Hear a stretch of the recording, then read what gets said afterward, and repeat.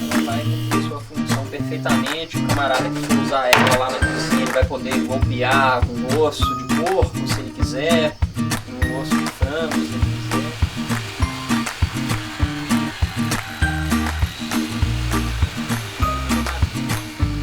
No entalhe é exatamente o contrário. Você deve acompanhar a fibra da madeira para fazer o entalhe. Mas não é o caso agora. Um aço tão estimado dentro da cutelaria para fazer faca, ele pode ser muito utilizado para fazer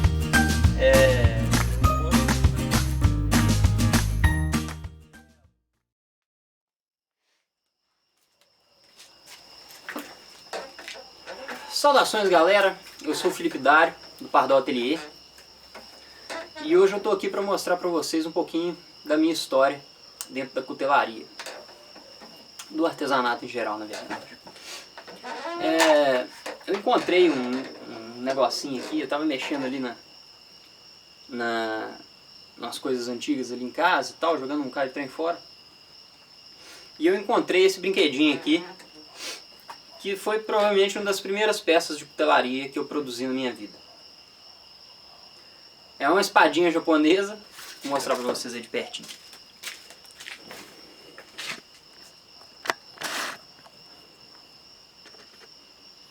Olha só.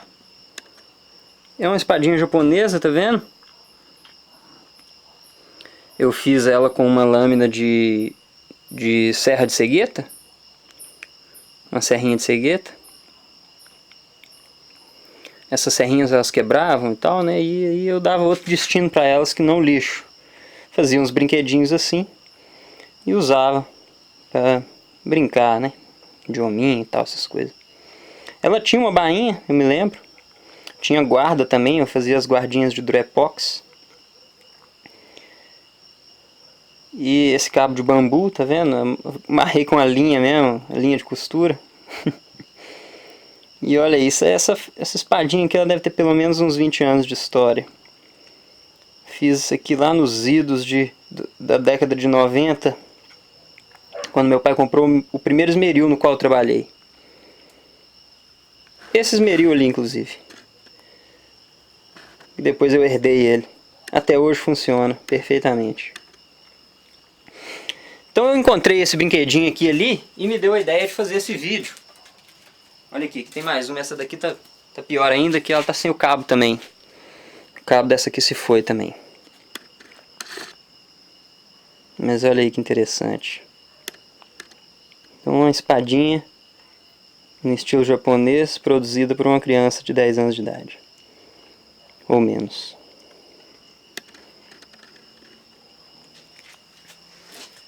Então achei isso aqui ali embaixo e decidi fazer esse vídeo contando um pouquinho da minha história para vocês.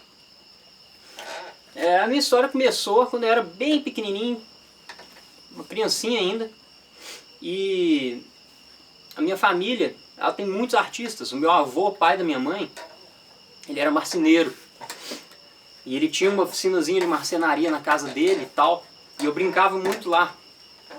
Passava grande parte do meu dia lá. Quando eu não estava na escolinha, meus pais estavam trabalhando, e aí eu ficava na casa dos meus avós, para poder esperar eles chegarem e tal. Era bem em frente ao apartamento onde eu morava, era a casa deles. E eu ia para lá todo dia e ficava lá brincando e tal, e caçando o que fazer. E eu ia muito nessa oficina dele para poder ficar lá bagunçando as coisas do velho. O velho ficava pé da vida, mas não tinha como. Eu era uma criança de 5 anos de idade, ou 6, e eu ficava ali. E aí, esse meu avô, ele teve 10 filhos, dos quais 6 se tornaram artistas. Um é músico, e os outros 5 são artistas manuais, artistas de artes manuais, né, artes plásticas e tal. Tem 2 desenhistas excepcionais, uma inclusive designer gráfica. Uma pintora excepcional também. Essa é uma multiartista maravilhosa. Ela trabalha com tudo quanto há de material. Ela esculpe, ela pinta, ela borda, ela mexe com argila, ela desenha naturalmente. E tem um outro tio que seguiu os passos do pai, se tornou marceneiro. Apenas como hobby, é claro, todos esses. Exceto aqui que se tornou designer e o músico. O músico é um maestro, hoje em dia. E um outro tio meu, também com hobby, se tornou escultor em madeira. Faz trabalhos excepcionais também na madeira. Então eu herdei todo esse repertório que vinha dos meus tios e do meu avô, tios e tias, né? E do meu avô. E fui aprendendo devagarzinho e colocando alguns materiais diferenciados e tal, no meu repertório de materiais que eu utilizava e tal. Então comecei no desenho, no recorte e tal, no papel. Passei para massinha de modelar e tal, Durepox. E aí aos 7 anos de idade, a minha mãe decidiu me colocar na aula de desenho artístico, por causa dessa minha inclinação já para o desenho. E ali eu aprendi a criar por proporcionalidade, volume, estética e tudo. Aprendi esses conceitos todos, né, das artes plásticas. E comecei a agregar esses conhecimentos aos materiais mais diversos dos que eu dispunha. Foi até que meu pai comprou esse esmeril e eu comecei a trabalhar finalmente com o aço também. Depois de ter passado pela madeira, pela massinha, pela argila, pelo durepox e pelo papel, é claro. Então comecei a fazer esses pequenos trabalhinhos de cutelaria, apenas por desbaste, naturalmente. Na época eu não tinha esse conhecimento da forjaria ainda, né? E até que eu fiz a minha primeira espadinha, aos 13 anos de idade. Essa espadinha aqui, que eu encontrei ali outro dia. É uma espadinha no formato tira-saia, né? Já está toda destruída, a empunhadura está petecando aqui e tal. É amarrada com barbante, olha para você ver. E isso aqui é um espeto, era um espeto na verdade, de carne que o meu avô tinha feito.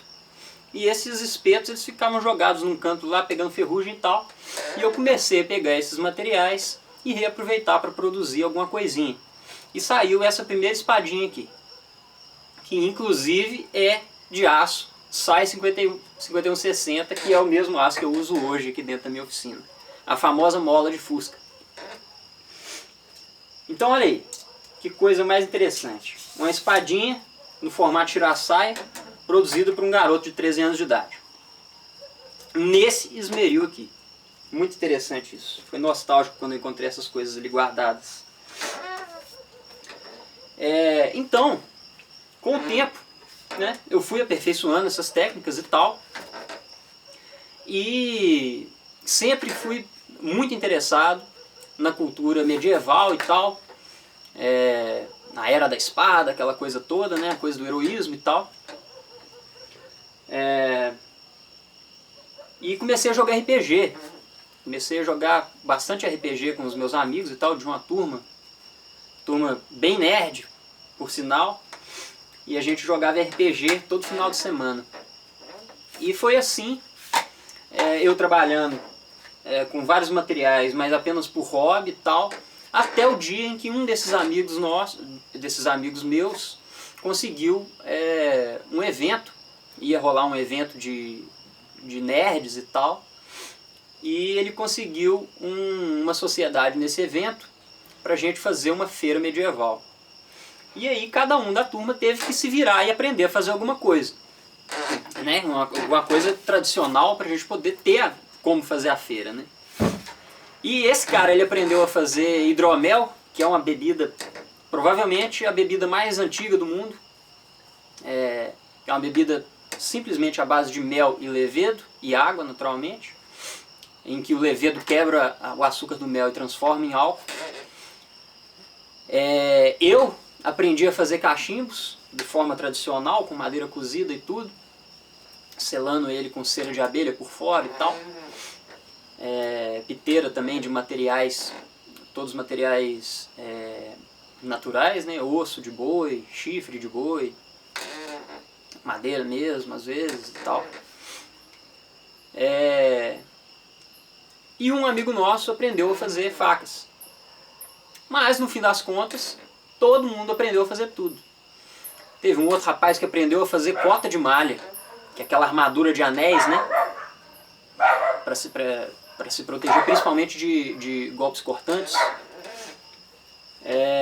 E até hoje a gente sabe fazer cada uma dessas coisas, porque a gente teve que estudar muito, né? E a gente junto o tempo todo e tal, planejando, né, esse evento e tal, e a gente aprendeu a fazer tudo. Até hoje eu sei fazer o hidromel, até hoje eu sei fazer a cota de malha, até hoje eu sei fazer os cachimbos, inclusive me profissionalizei em cachimbaria por uns anos, e naturalmente sei fazer os instrumentos de corte, e aprendi a arte da cutelaria. Então logo depois desse evento,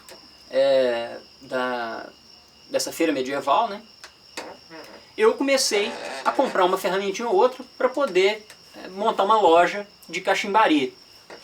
Decidi vender cachimbos de forma profissional. E trabalhei com isso uns 3 ou 4 anos.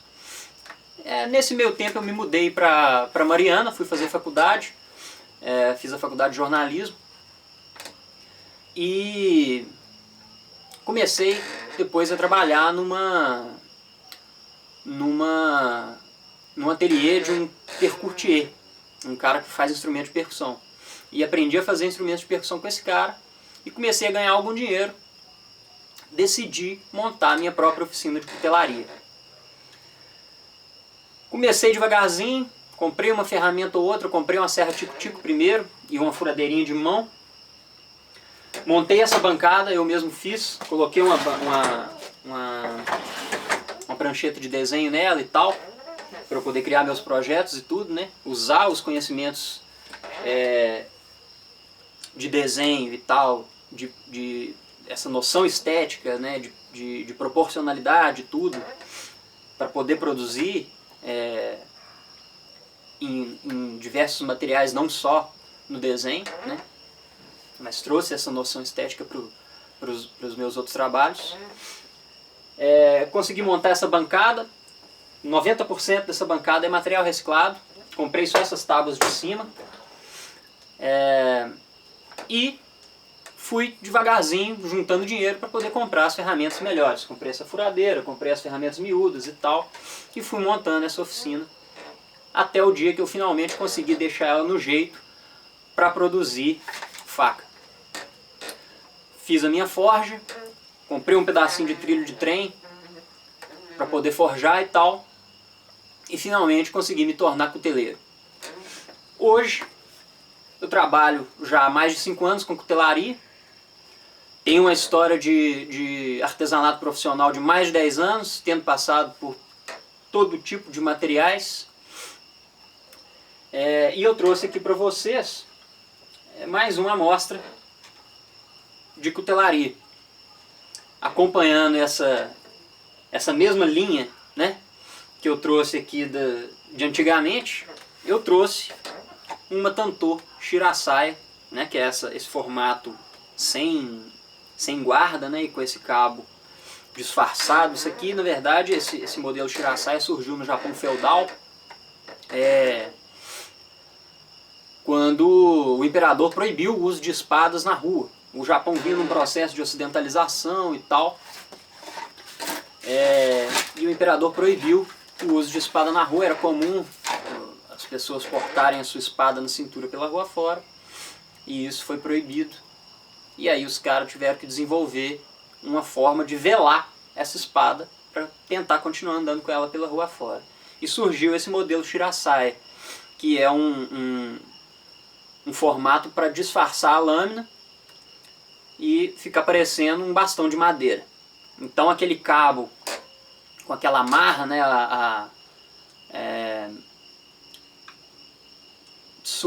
Tsuka-imi, esqueci o nome, alguma coisa assim, aquela amarração, né, ela foi tirada, a tsuba foi tirada também, que é a guarda, né, e fez-se uma empunhadura com a mesma madeira da bainha, da saia, né, para poder disfarçar ela de um bastão de madeira.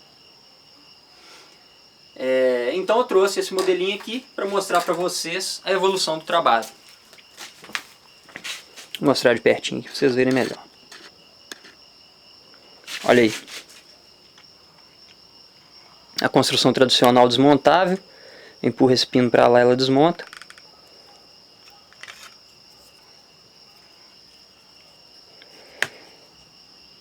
Uma lâmina com desbaste rolou no gume e a ponta em flat. Reengrosso forjado no dorso. Tá vendo? Brute Forge. Rabaque, que é esse reforço do ricaço. Fundido no latão. Hoje em dia eu tenho minha própria fundição. Eu mesmo faço essas peças aqui, ao invés de fazer na subtração.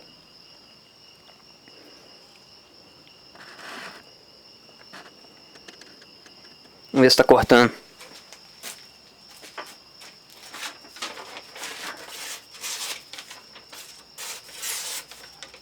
Cortando direitinho. É isso aí, pessoal. Um pouquinho da história do Pardal Atelier para vocês. E aí, finalmente, hoje em dia, já com uma carreira consolidada, né? Decidi passar um pouquinho desses conhecimentos para vocês e com esse vídeo contar um pouquinho da minha história, como que foi que eu cheguei, que eu vinha me tornar artesão, né? Fiquem de olho aí na página Felipe Dário, que eu vou postar bastante material bacana aí para vocês que têm interesse nisso. A gente não pode deixar uma arte tão maravilhosa que nem a cutelaria, né? Um negócio arcaico, né? Que tem a herança lá no Neolítico, né? 8.000 anos atrás, né? Na pedra lascada e tudo. A gente deixar um ofício desse ser engolido, né? Por esse imediatismo industrial que a gente vive hoje. É muito bom a gente ver que tem gente interessada em fazer, né? Em aprender hoje ainda e tal. E foi isso que me motivou a passar esses conhecimentos para vocês e tal. Passar um pouquinho do que eu tive que aprender pela pedra, né? E que agora eu entrego para vocês e tal, para poder ajudar quem precisar de umas dicas aí a se tornar um cuteleiro também. Então fica de olho aí, que eu vou postar mais coisa bacana aí pra nós. Isso foi um pouquinho da história do Felipe Dário e do Pardal Atelier. Eu espero que vocês tenham curtido esse vídeo aí. Um abraço, até uma próxima. Valeu!